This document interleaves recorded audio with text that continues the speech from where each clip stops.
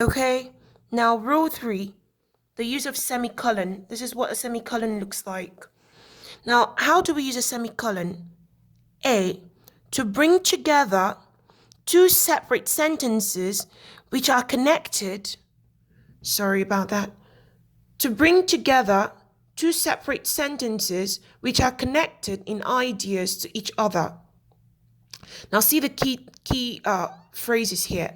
Bring together separate sentences connected in ideas. Now, let's see an example of how to bring together sentences connected in ideas with a semicolon. Penny has the flu. Her husband is ill too. These two sentences can stand on their own, but they're connected in idea because the first one is talking about a sickness, a flu. And the second one is also talking about a sickness.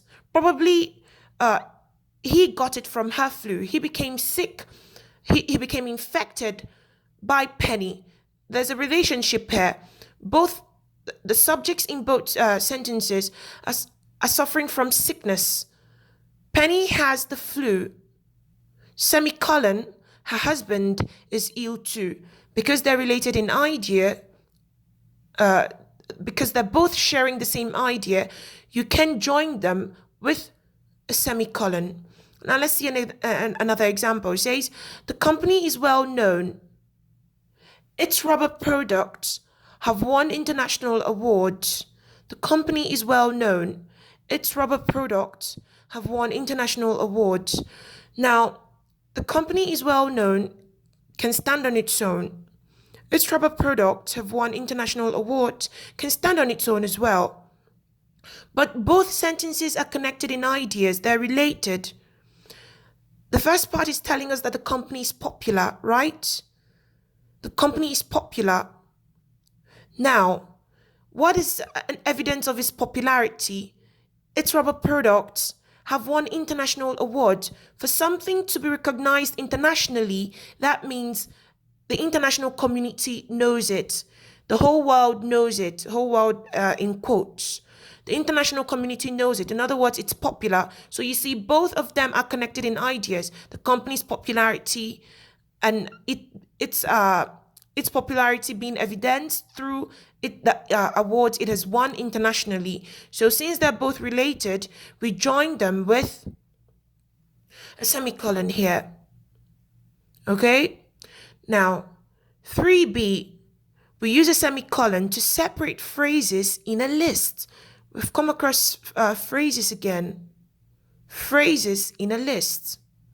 When the phrases have commas within them, we use a semicolon to separate phrases in a list. I have a list of phrases, and in one or some or all of the phrases, there are commas contained in them.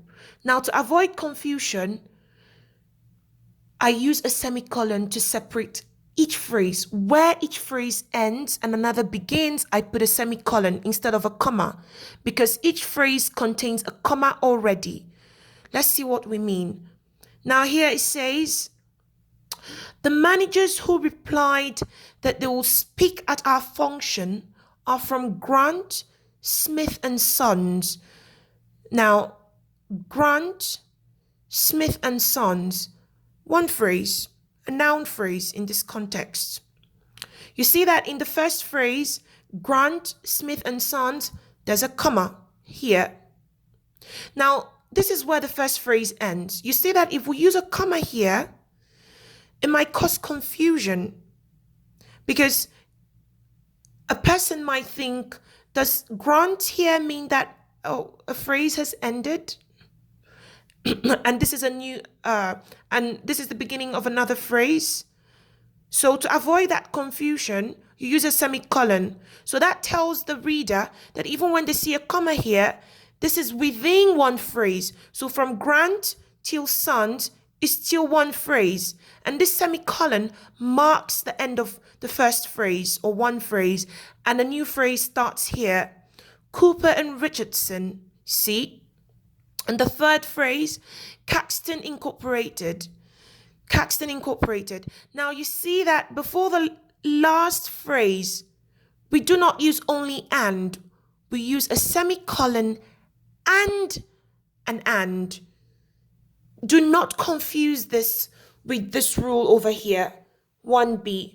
1b says use a comma between each phrase in a list.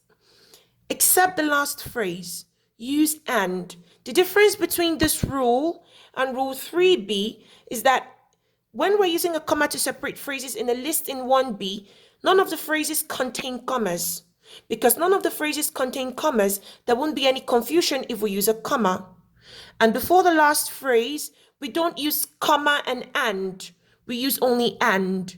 But in the case of 3b, where the phrase contains a comma in it already, to avoid confusion, we separate the phrases using a semicolon. And before the last phrase, we combine semicolon and. This one, you just have to get used to it or memorize, and after you or study, it will stick to you more after you've studied for a while. It's not just going to miraculously get in there. So that brings us to the end of semicolon. The next one, we look at rule 4.